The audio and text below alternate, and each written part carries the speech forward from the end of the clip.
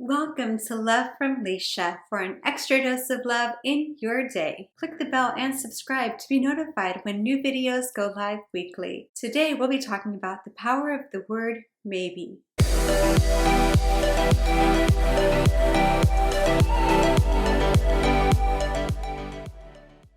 Are you someone that feels pressured to give a response when someone asks a question, to say either yes or no if they are saying something like, will you do this? Can you help take care of this? Can we invite so-and-so over? Can you commit to this or that? Where you feel like, okay, I need to say yes or I need to say no.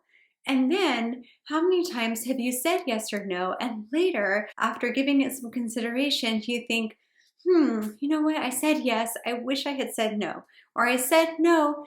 I could have said yes. I wish I had said yes. And there can sometimes be regret. That pressure of giving a response right away is self-imposed. What if instead we consider another option?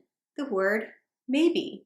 Or let me think about that. Or I'm going to consider it and I'll get back to you. Or again, going back to that word maybe, you could just keep it simple and say maybe. I know for myself, there have been many times when I just speak in the moment because I'm feeling what I'm feeling and maybe there's something else someone wants to add to my plate and I just feel like it's too much at that moment. So I say, no, sorry, I can't. And then the next day when I'm feeling more relaxed and less overwhelmed, I'm like, I could have done that. I wish I had said yes. And sometimes we can go back, sometimes we can't. So it's really helpful to be okay with saying maybe. One example for me is sometimes my husband will say, can we invite so-and-so over for this weekend? If it's like Thursday and it's end of the day and I'm feeling stressed, there's a lot going on, I might be likely to say, you know what, I just don't feel like I can take on more right now. I'd rather we don't.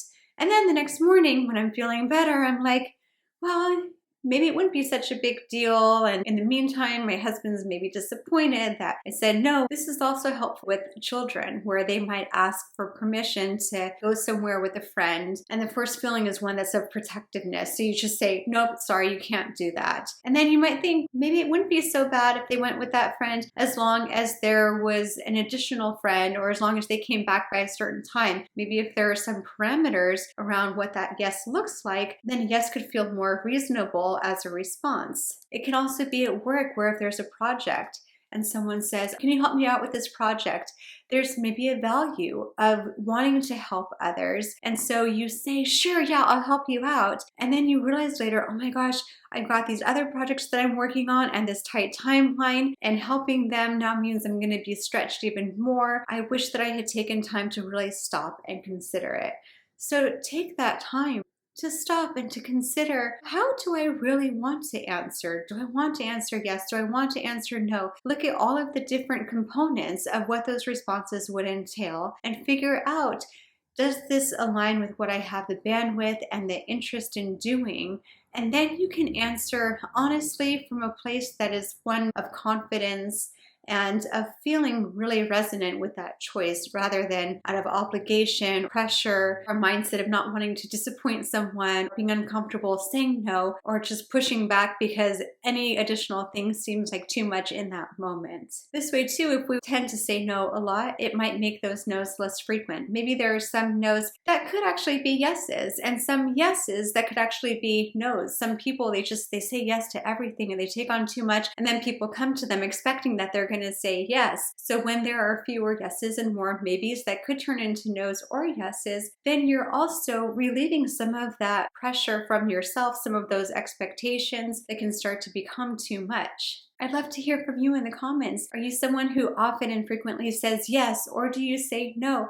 And what would it be like to just pause and say maybe, to give yourself time to process the situation and how you truly want to answer? If you like this video, please click like, share, subscribe, click the bell to be notified of upcoming episodes.